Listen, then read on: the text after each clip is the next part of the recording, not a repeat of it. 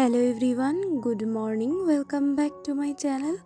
আশা করি তোমরা সবাই ভালো আছো আর আমিও ভীষণ ভালো আছি। তো আজকের থেকে তোমাদের সাথে আমি আমার daily lifestyle, daily vlog start করছি। সারাদিন আমি কি করি না করি সমস্তটাই তোমরা দেখতে পাবে। তো দিনের শুরুতেই প্রথমে ঘুম থেকে উঠে কিন্তু আমি স্নান করে নিই, সেটা এভরিডে, আর আজও তাই করেছি। আর তারপরে কিন্তু আমার চা খাওয়া হয়ে গেছে, আর সেগুলো আর তোমাদের সাথে আজকে শেয়ার করলাম না। আজকে এখন আমি বিছানা তুলছি, মানে বাসি বিছানাটাকে ফ্রেশ করে নতুন একটা বেডশিট পেতে বিছানাটাকে রেডি করে নিচ্ছি। তো এখান থেকেই আজকে ভিডিওটা স্টার্ট করছি।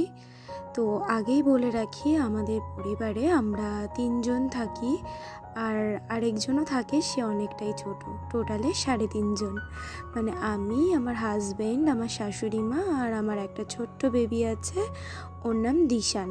তো আমরা এই 3.5 জনের ফ্যামিলি আমাদের। তো যাই হোক, কথায় কথায় দেখো বালিশগুলোকেও রোদে দিয়ে দিলাম, আর এখন চলে এসেছি বাথরুম থেকে জামা কাপড়গুলো বের করে নিতে।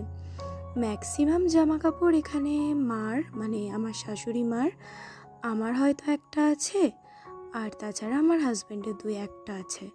এখানে বেশি ড্রেস নেই, জানো তো। এখানে জামা কাপড় মেলতে বেশ সুবিধা হয় আর বেশ ভালোও লাগে। কেন বলো তো, রোদ আসুক বৃষ্টি আসুক যাই হোক না কেন, এখানে মেলে দিলে পুরো সেফটি। তবে হ্যাঁ, ক্লিপ দিতে যদি ভুলে যাই, তাহলে আমাদের বাড়ির নিচে যে পাঁচিলটা আছে না বাড়ির পাশে, সেই পাঁচিলের ওই পারে গিয়ে সমস্ত জামা কাপড়গুলো পড়ে যায়। এবার সেগুলো তো আর ব্যবহার করা যায় না, তো ওই আর কি, সেগুলো নষ্ট হয়ে যায়, বাতিলের খাতায় পড়ে যায়। তো চলো এবার ঝটপট করে কাপড়গুলো মেলে ফেলি।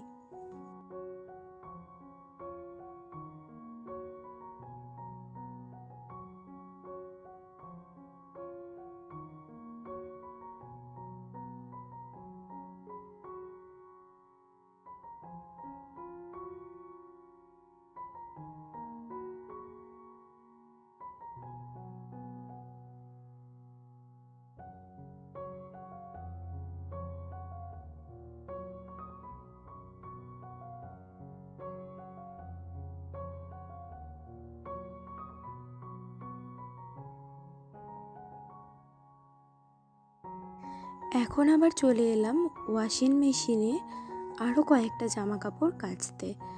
এই জামা কাপড়গুলো ম্যাক্সিমাম আমার ছেলের, মানে দিশানবাবুর, 2-1টা আমারও আছে অবশ্য।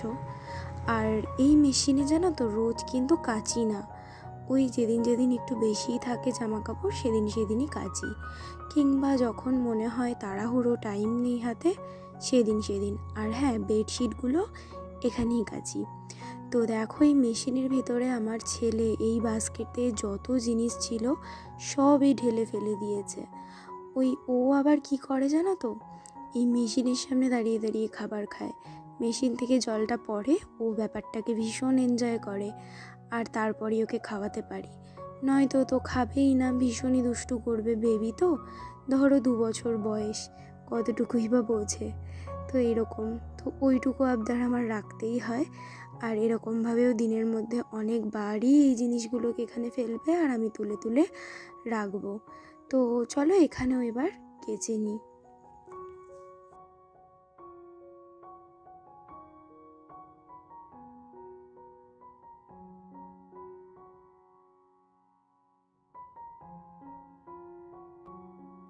মেশিনে কাচাকুচি হতে থাক, এদিকে আবার আমি চলে এলাম কিচেনে এলাম। প্রথমে ছেলের খাবারটা বসাবো, একটু চাল ডাল দিয়ে সমস্ত সবজি দিয়ে সেদ্ধ, মানে ওই প্রেশার কুকারে সিটি দিয়ে দেবো আর কি কয়েকটা।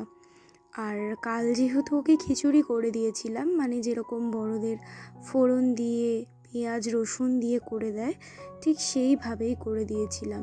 কিন্তু রেগুলার তো বাচ্চাদের একই জিনিস ভালো লাগে না, আর রেগুলার মানে পেঁয়াজ রসুনের জিনিস আমার দিতেও ভালো লাগে না।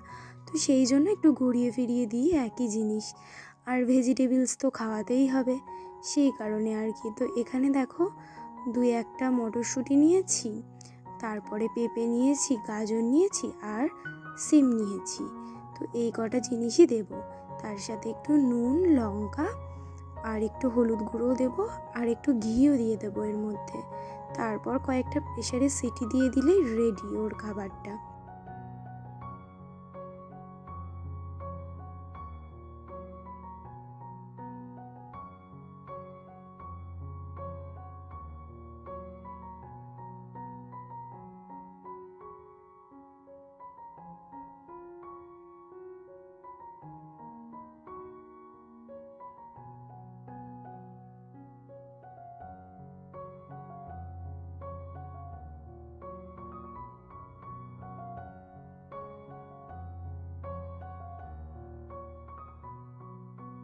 এদিকে দেখো আমাদের রান্নাটা রেডি করছি, মানে আমাদের খাবারটা।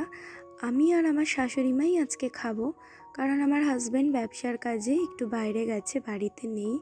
তো সেই কারণে আমি আর আমার শাশুড়ি মাই বড়দের মধ্যে রয়েছি, আর বাচ্চাটাকে নিয়ে আর কি। তো সেই কারণে এখন আমি একটুখানি ডিমটাকে ভুর্জি টাইপের বানিয়ে তারপরে তুলে রাখবো, কারণ আজকে একটু বাসি ভাত আছে, মানে কালকে রাতের ভাত। শীতের দিনে এই বাসি ভাত যদি থেকে যায় না, একটুখানি সবজি দিয়ে ফ্রাই করে নিলে খেতে বেশ ভালো লাগে।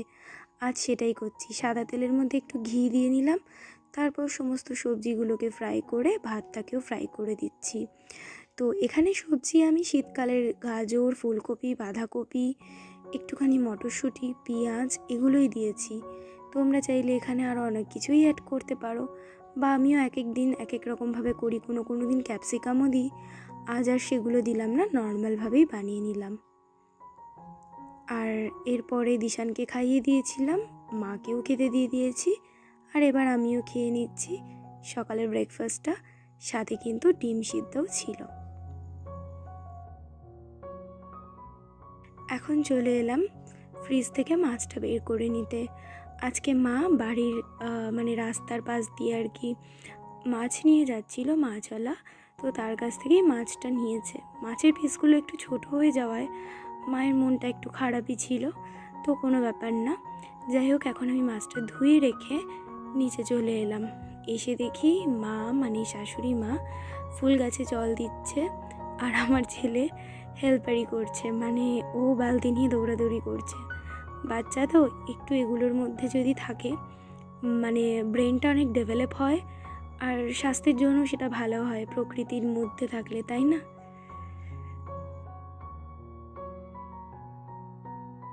তারপরে ওকে স্নান করিয়ে রেডি করিয়ে মায়ের কাছে দিয়ে আমি আবার চলে এলাম দুপুরে রান্না করতে।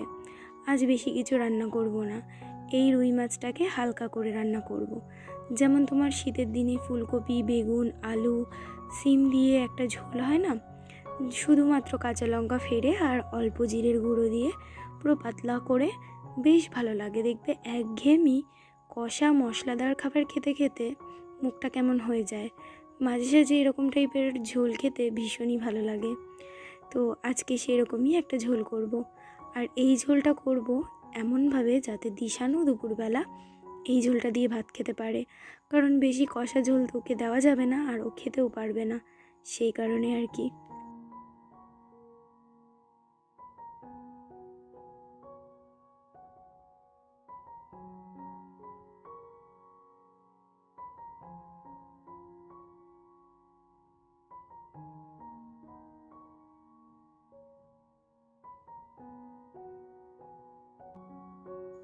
তো মাছের ঝোলটা আমার প্রায় হয়েই এসেছে।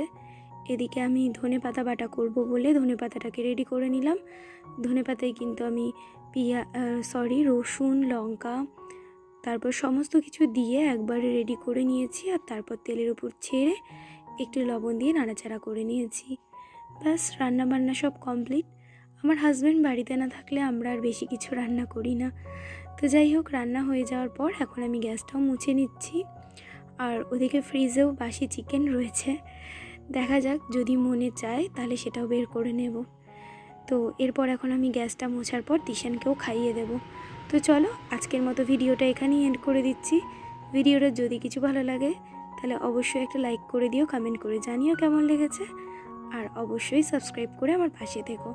দেখা হচ্ছে নতুন কোনো ভ্লগের সাথে, ততক্ষণের জন্য তোমরা সবাই সুস্থ থেকো, স্বাভাবিক থেকো, ভালো থেকো, টাটা।